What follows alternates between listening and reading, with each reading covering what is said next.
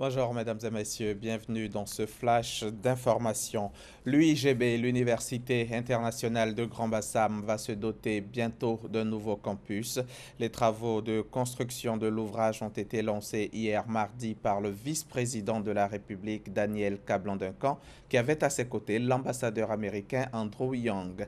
Ce nouveau campus d'un investissement global de 38 milliards de francs CFA permettra à terme d'accueillir 3000 étudiants. Nous sommes le mercredi 8 mars, la journée internationale des droits des femmes. C'est en 1977 que les Nations Unies officialisent la journée, invitant tous les pays de la planète à célébrer une journée pour les droits des femmes. C'est une journée de manifestation à travers le monde, l'occasion de revendiquer l'égalité et de faire un bilan sur la situation des femmes dans la société. Traditionnellement, les groupes et associations de femmes militantes préparent des manifestations partout dans le monde pour faire aboutir leurs revendications, améliorer la condition féminine, fêter les victoires et les avancées.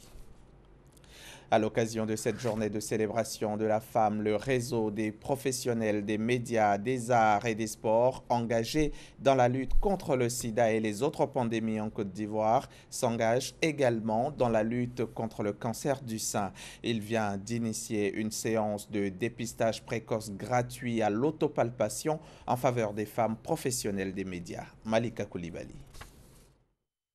Le cancer du sein, premier cancer de la femme dans le monde, est devenu aujourd'hui un problème de santé publique.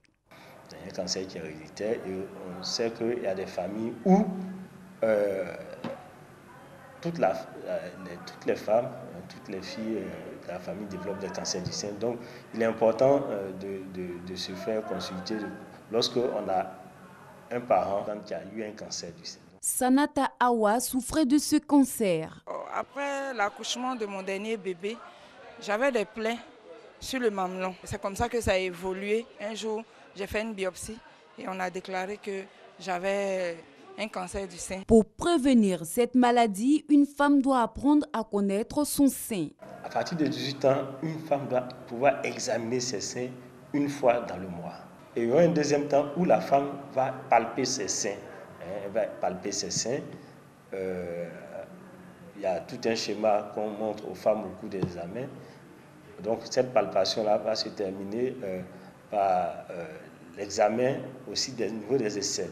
Pour contribuer à l'éradication de ce cancer, le REP-MASI, réseau des professionnels des médias, des arts et des sports, engagé dans la lutte contre le sida et les autres pandémies en Côte d'Ivoire, initie cette séance de dépistage gratuit. Nous avons enregistré environ 348 femmes. Mais on a vu qu'il y a eu des femmes qui sont venues aujourd'hui qui n'étaient pas inscrites. Nous pensons qu'on va autour de 400 femmes pour cette